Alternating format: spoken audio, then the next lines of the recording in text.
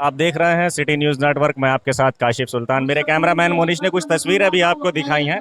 ये यूथ कांग्रेस का प्रोग्राम है मंगलौर के अंदर, जो यहाँ कांग्रेस प्रत्याशी काजी निजामुद्दीन जी के समर्थन में इकट्ठा हुए हैं। और आज यहाँ अलग अलग यहाँ जिम्मेदारी दी जाएगी यूथ कांग्रेस को प्रचार की, क्योंकि 10 तारीख बहुत नज़दीक आ चुकी है और प्रचार जो है प्रत्याशियों के समर्थन में जोर पकड़ चुका है। मंच पर कई लोग मौजूद हैं, अलग अलग विधायक भी हैं यहाँ उत्तराखंड के जो बने हुए हैं, और सारे काजी निजामुद्दीन जी के समर्थन में एकत्रित यहाँ पर हुए हैं। ये युवाओं की भीड़ जो आप देख रहे हैं यूथ कांग्रेस की है। अभी हम काजी जी से भी बात करेंगे, कुछ लोगों से बात करेंगे और जानेंगे उनके विचार और क्या आगे क्या इनका प्लानिंग है, किस तरह से काम करने जा रहे हैं, कैसे जीतने जा रहे हैं। तो बने रहिए हमारे साथ, वीडियो में देखते रहिए। आगे चलते हैं इन लोगों से बात करने।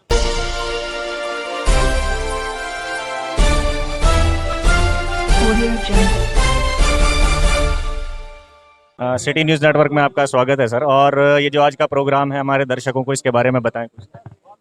यूथ कांग्रेस हमारा फ्रंटल ऑर्गेनाइजेशन है, हमारी जड़ है, बेस है हमारा। तो उसका मंगलौर विधानसभा सर्किल के पदाधिकारी और मुख्य कार्यकर्ता उसके यहाँ मौजूद हैं, उनका प्रोग्राम है।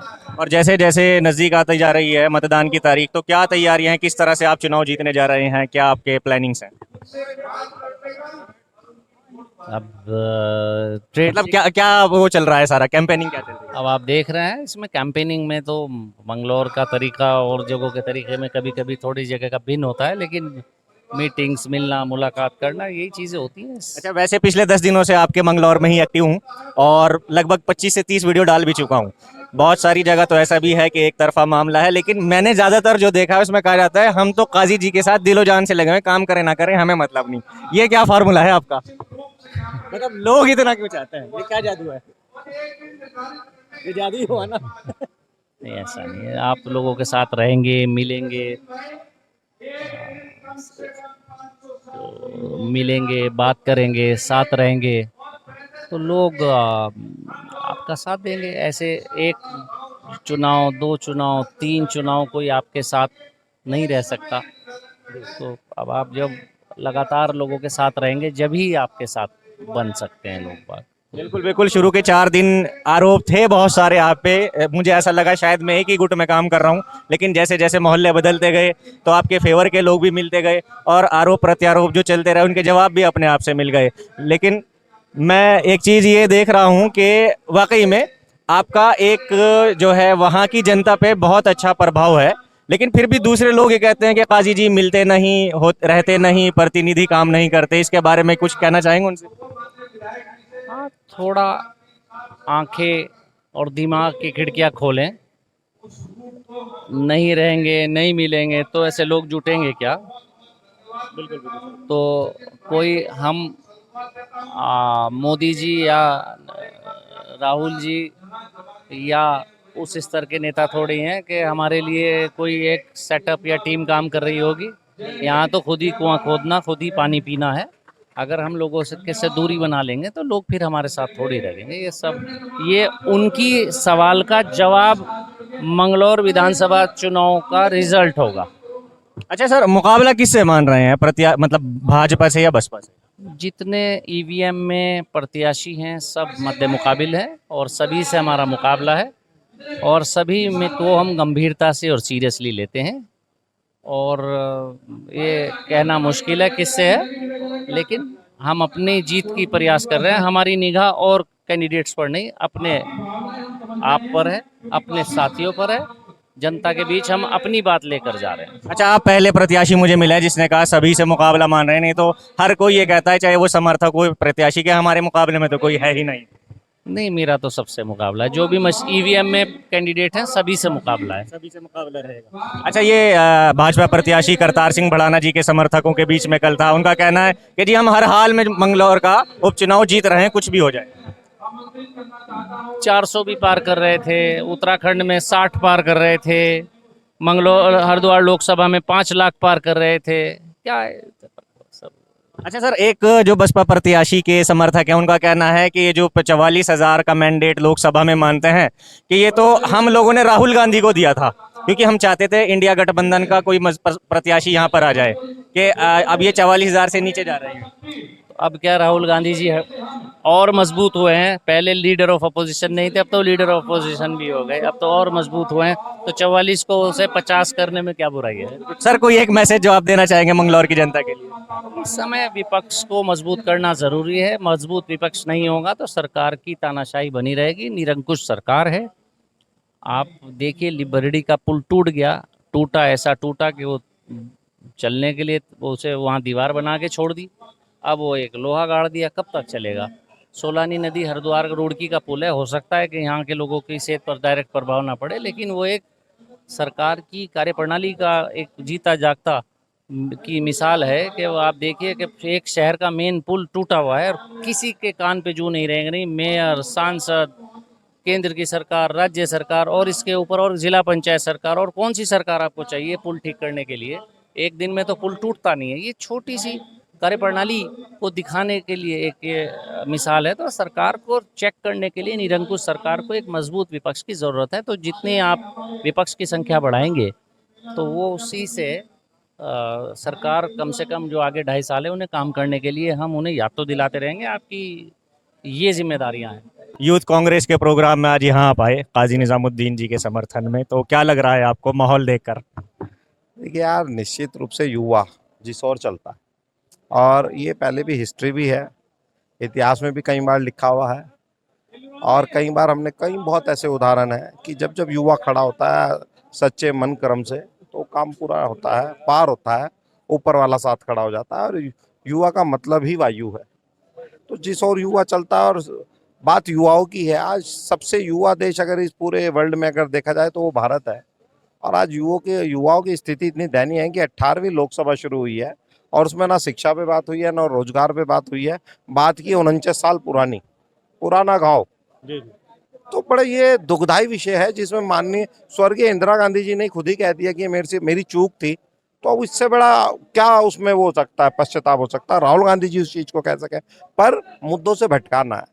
तो सेम वही चीज मंगलौर उपचुनाव में चल रही है कि यहाँ पे युवाओं की बात नहीं हो रही है, यहाँ किसानों की बात नहीं हो रही, यहाँ पे जो मजदूर है उनकी बात नहीं हो रही, दलितों की बात नहीं हो रही है, यहाँ भी इधर उधर की बातें हो रही है, धमकीबाजी दी जा रही है, गुंडागर्दी की जा रही है। तो ये चुनाव जो है हमारा सीधा सीधा न्याय और अन्याय का है, और इस चुनाव में जब ये युवा खड़ा हो गया है तो निश्चित रूप से जीत के जाएंगे, बाकी ऊपर वाले की जो मर्जी होगी देखी जाएगी। अच्छा, ये कहा जाता है भाजपा कार्यकर्ताओं की ओर से कि हमें आश्वासन दिया गया है और हम भी श्योर हैं कि हम हर हाल में ये उपचुनाव जीत रहे हैं। मतलब आश्वासन किसने दिया? कि हमें तो कह दिया गया कि आप मेहनत करो, हम तो चुनाव जीत रहे हैं। आश्वासन किसने दिया? मीन्स आपको किसी अधिकारी ने दिया? उनके प्रत्याशी बढ़ाने जी बढ़ा तो यह देखिए, सुनिए, मैं कह रहा अगर यहाँ 12 प्रत्याशी हैं तो 12वें जो सबसे लास्ट का निर्दलीय प्रत्याशी होगा वो भी कह रहा हूँ मैं जीत रहा हूँ। देखिए, ये संभावना का तो खेल है, सपनों का खेल है, सपने देखने का सबको अधिकार है। पर हमारा ये कहना है अपना जो है भारतीय जनता पार्टी के प्रत्याशी से भी, बसपा, आपका विजन क्या है मंगलौर को लेके, आपका सोच क्या है मंगलौर के लेके? जब आप विधानसभा में ओथ लोगे मंगलौर के नाम पे, तो मंगलौर के नाम पे आप बात क्या करोगे? जो 2.25 साल से मंगलौर आज विकास में पिछड़ा हुआ है, मंगलौर के मुद्दों से पिछड़ा हुआ है, उसकी जवाबदेही किसकी तय होती है? वो जवाबदेही कौन तय करेगा? हमारे पास तो मुद्दे हैं, हमने अभी भी अपने भाषण में कहा कि ये बात मंगलौर की होगी, ये बात मंगलौर की होगी, ये इस हरिद्वार जिले की होगी। तो ऐसा विजन आप पे क्या है? अगर वो विजन पे बात कर सकते हैं, पढ़ लिखे, तो आइए, हम खुली चैलेंज कर रहे हैं, डिबेट में बैठिए, मेरे साथ बैठ लीजिए। काजी जी को तो छोड़ो, काजी जी तो बहुत सीनियर है, उनको देख देख के तो हम विधानसभा में बोलते हैं, जबकि मेरा पहला टेन्योर है, मैं अभी जो है एक बार का विधायक हूँ, तो हम उनको देख देख के हम बोलना चालू करें वहाँ पे। अगर उन पे कोई विजन है तो आइए, खुली चैलेंज है मेरा। या आपका कोई बहुत ही ज्ञानी व्यक्ति है बीजेपी का जो आश्वासन दे रहा आप जीत रहे, देखिए ये गलत है, ये इसको घमंड कहते हैं। हम आज भी कह रहे हैं कि हम जीतेंगे, ऊपर वाले के साथ, ऊपर वाले का आशीर्वाद मिले और सब युवाओं का साथ मिले। हम ये बात कह रहे हैं, हम ये नहीं कह रहे हम जीतते बड़े हैं, वो ये बस विचारधारा है, वही 400 पार वाली विचारधाराओं की लड़ाई है, विचारधारा की, खुली विचारधारा की लड़ाई है। ये मंच वो मंच है जहाँ पे हर तरह की बात की जाती है, जहाँ पे हम ये नहीं पूछते कि तू कौन से समाज का, तू कौन से समाज का, तू कौन से समाज का। वहां ये पूछा जाता है आप कौन हो, फिर उस हिसाब से बात की जाती है। अच्छा, मैं देखता हूँ आप हर प्रोग्राम में रहते हैं कांग्रेस के, मतलब कोई भी प्रोग्राम आप मिस नहीं करते। मैं कांग्रेस का कार्यकर्ता हूं, आज भी विधायक से पहले कार्यकर्ता हूं, और हम काजी जी के भी कार्यकर्ता हैं, और काजी जी क्या, हम यहाँ के जो ब्लॉक अध्यक्ष है उसके भी कार्यकर्ता हैं। अगर उसे भी कोई दिक्कत आएगी तो रवि बहादुर नॉट एज अ विधायक, पहले कार्यकर्ता के रूप में वहां खड़ा होगा और तन मन और धन तीनों चीजों से साथ देगा। तो अभी यहाँ पर मौजूद कुछ लोगों से बात करेंगे जो यहाँ आए हुए हैं। हालांकि अगर इस प्रोग्राम में है तो साफ समझ में आता है कांग्रेस के काजी जी के समर्थक है, लेकिन काजी जी ही क्यों, ये वाली बात जानने वाली है। जब से हम प्रोग्राम बना रहे हैं कुछ ना कुछ काजी जी के मुखालिफ भी लोग बोलते हैं और कुछ काजी जी के पक्ष में बोलते हैं। तो मेरा एक सवाल आज इन लोगों से रहेगा कि काजी जी ही क्यों, ये चीज़ रहेगी जी। देखिए, काजी जी के वालिद साहब काजी जी यहाँ परमानेंट लोगों के बीच में, चुनाव हो ना हो, हर वक्त रहते हैं, स्थानीय हैं, इसमें सबको मालूम है। अब जो कैंडिडेट है मौजूदा हालात में बीजेपी ने उतारा है, उन्हें जो 40 साल से यहाँ मेहनत कर रहे थे विधानसभा मंगलौर के बीजेपी के कार्यकर्ता, क्या उनमें से कोई कैंडिडेट नहीं मिला? क्या जिले में कोई बीजेपी का ऐसा नेता नहीं था? क्या प्रदेश में कोई ऐसा नेता नहीं था? तो लोग विचार कर रहे हैं, आखिर हम जिस आदमी का घर नहीं जानते फरीदाबाद में है कहाँ को, उससे क्यों वोट दें या क्यों बात करें। अच्छा, आपने कहा काजी जी या उनके वालिद साहब, खैर वो मरहूम हैं, अल्लाह उन्हें जन्नत नसीब करे, तो मैं तो काजी जी के बारे में बात करूंगा। लोगों का कहना है कि काजी जी नहीं मिलते। ये सवाल, ये मतलब मेरे से सबसे ज़्यादा पूछा जाता है कि कभी आप काजी जी या उनके समर्थकों से पूछो कि काजी जी मिलते तो है नहीं, पहले फुलवारी में बिठा देते हैं, कैमरे में से चेक करते हैं, इससे मिलना चाहिए नहीं मिलना चाहिए, नहीं तो मना करा देते हैं। सबसे पहले तो बता दूं, काजी जी के यहाँ कोई कैमरा ही नहीं है। नंबर 2, बढ़ाना कितना मिलता है, अब से पहले 10 तारीख के बाद कितना मिलेगा, उस मेरे सवाल का जवाब देते हैं। काजी जी सबसे मिलते हैं, सुबह 9 बजे से लेके 12 बजे तक जनता दरबार लगता है, डेली लगता है, और रात के 1 बजे भी किसी को जरूरत होती है, काजी जी, चौधरी इस्लाम और उनके अन्य साथी रात दिन काम करते हैं। ये सिर्फ खिसियानी बिल्ली खंबा नोचने वाली बात है। काजी जी एकमात्र ऐसे चुनाव में उम्मीदवार हैं हमारे इस चुनाव में, उपचुनाव में, जो ईमानदार भी हैं और आसानी से अवेलेबल है सबको। अच्छा, काजी जी बड़े नेता हैं, लेकिन वो विधानसभा मंगलौर ही क्यों लड़ते हैं, ये भी सवाल सामने आता है। भाई, होम पिच पे हर आदमी बैटिंग अच्छी करता है, होम ग्राउंड पे अपने, जब उनको यहाँ के लोग जाने ही नहीं देते, उनसे प्यार करते हैं। आप तो घूम रहे हैं, तो वो क्यों जाने देगी इनको रुड़किया कहीं? ये तो बढ़ाना सवाल पूछा जाए, भाई तू एक जगह चुनाव लड़ के भाग क्यों जाता है, दोबारा तेरे लापता के पोस्टर क्यों लगते हैं खतौली जैसी जगह में? करीब आओ तो शायद हमें पहचान सको। ये दूरियां तो गलत फहमियां बढ़ाती हैं। और रही बात बढ़ाने जी के बारे में, बढ़ाने जी के बारे में जो मंगलौर में कह रहे हैं, वो लोगों को बेवकूफ़ समझते हैं। मंगलौर की जनता बहुत होशियार है। वो कह रहे हैं साहब मंगलौर को बेंगलौर बना दूंगा। आपने खतौली को पेरिस कब बना दिया? आपने हरियाणा को कब, फरीदाबाद को आपने शंघाई बना दिया? तो मैं उनको इतना ही कहना चाहता हूँ, शर्तें नहीं लगाई जाती दोस्ती के साथ, कीजिए मुझे कबूल मेरी हर कमी के साथ। और किस काम की रही है दिखावे की जिंदगी, वादे किए किसी से, गुजारी किसी के साथ, कभी खतौली कभी कुछ। तो ये जनता इन हवाई नेताओं को, इनकी हवा निकाल चुकी है, गुब्बारा है वो फूट चुका है, लोग समझ चुके हैं ये किसी का नहीं। ये यहाँ माइनिंग करने आया है, ये खनन माफिया है, यहाँ खनन पर नजर है। उत्तराखंड की जनता है, देवतुल्य जनता है, समझदार जनता है, ये ऐसे बाहरी पक्षियों को ठिकाना नहीं देगी। अच्छा, एक चीज़ और यहाँ सामने आ रही है कि मुकाबला किस में है। अगर हम भाजपा को हटा देते हैं, हमेशा तीसरे नंबर पे रहती है, तो बसपा और कांग्रेस का मुकाबला रहा है। उबैदुर रहमान जो हाजी सरवत के बेटे हैं, वो टक्कर पे हैं अभी, और उनके पक्ष में भी अच्छा खासा समर्थन है। ऐसा है, बसपा का तो मामला ही नहीं मिट गया, आपने लोकसभा में देख लिया। बसपा बीजेपी की बी टीम है। यूपी में 16 सीटें बहन जी ने हरवा दी, तो जनता समझ चुकी है। रही बात सरवत करीम साहब ने तो 40 साल मेहनत की, जो हम जैसे साथियों की वजह से हम उधर ही थे, जो विधायक बन भी गए थे। इन बच्चों में कोई ऐसी लायकमंदी नहीं है। बसपा तो बीजेपी की बी टीम है और ये सब समझ रहे हैं। तो मुकाबला बढ़ाना का और काजी जी का है, और बढ़ाना की भी यहाँ जमानत जब्त कराएंगे। बसपा तो तीसरे चौथे नंबर का जुगाड़ है यहाँ।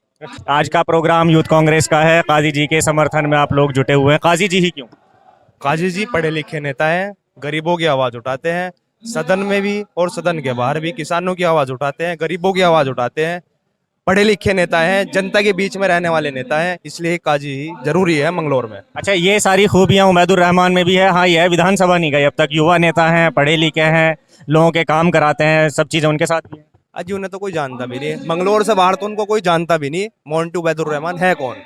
और ये करतार सिंह भड़ाना जो भाजपा के प्रत्याशी आए, उनका कहना है कि सेंटर में भी सरकार भाजपा की, प्रदेश में भी भाजपा की। आप मुझे चुनोगे यहाँ तो मैं और ज्यादा विकास करूंगा। विकास जहां वो विधायक रहे हैं, फरीदाबाद में विधायक रहे हैं, वहां उन्होंने कुछ नहीं कराया। खतौली में वो विधायक रहे, वहां से वे बाहरी पोस्टर लगे उनके, वहां से भी फरार हो गए। इसलिए बढ़ाना सड़ाना यहाँ कुछ नहीं है। यहाँ तो काजी निजामुद्दीन है, काजी निजामुद्दीन के चाहने वाले लोग हैं, काजी निजामुद्दीन से मोहब्बत करते हैं। इसलिए काजी जी इंशाल्लाह इस बार 15,000 वोटों से मंगलौर विधानसभा में जीत कर पहुंचेंगे। पक्की बात है। पक्के। सबके दिलों में बसे हुए, दिलों में बसे हुए सबके काजी निजामुद्दीन। हाँ, पंजा टाका टाका टाका टाका टाका बजागा एकदम।